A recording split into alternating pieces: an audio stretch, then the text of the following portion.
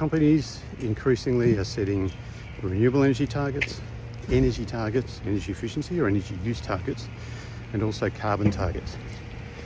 To achieve these targets requires a comprehensive carbon and energy strategy. Now that can sound pretty daunting, pretty overwhelming, but I think it's easier if you break it down into three sub-strategies.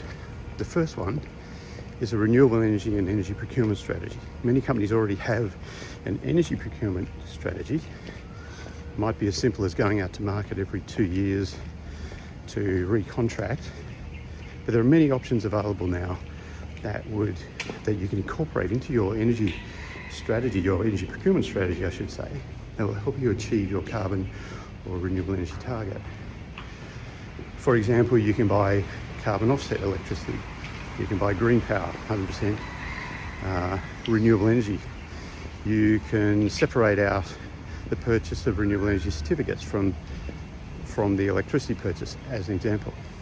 And increasingly, there's going to be, and there already is in Europe, renewable energy gas certificates, renewable gas certificates that you can purchase, and renewable gas options. So strategies for energy procurement need to incorporate the purchase of renewable energy and the purchase of renewable certificates associated with fuel supplies. The second strategy is an energy optimisation strategy. How are you measuring and managing the energy you use? How do you minimise that? How do you measure the efficiency of your utility systems? What wasted opportunities are there in your plant? We all know that low-hanging fruit regrows.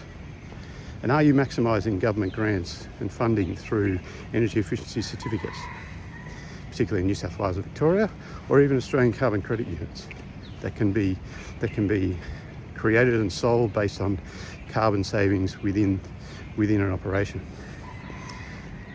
The third strategy is a carbon offset strategy, and this includes things like setting a carbon offset purchase criteria, a target for the quantity that you might want to buy, criteria around vintage, criteria around the types of projects, the jurisdictions, and the fundamental question, whether your company is going to buy removals only or avoided emission certificates. So these are carbon offsets from an avoided emission certificate might be something like avoided deforestation, which is somewhat controversial at the moment.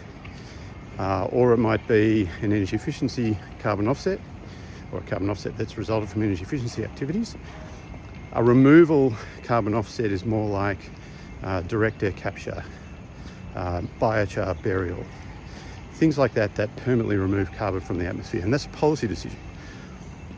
The price range for these offsets, from avoided technology-based ones through to avoided nature-based, through to removal nature-based, through to removal technology certificates, is enormous, from less than $5 a tonne to over $200 a tonne. So those decisions need to be made before you get into the position you need to do a rush purchase. But equally, all these strategies take time to implement. So with the emergence of climate-related financial disclosures, the mandatory reporting of emissions that is coming to smaller and smaller companies over time, the more important it's going to be to put these strategies in place now, test them out, try them, refine them, and that takes several years. And underpinning all of that is having good data. And so the very first thing you can do, if you have not already done this, is think about data management for your scope 1, 2 and 3 emissions. Then think about a 3-part strategy to help reduce and manage your carbon and energy targets. And you'll be in a really good place then to support your climate-related financial disclosures.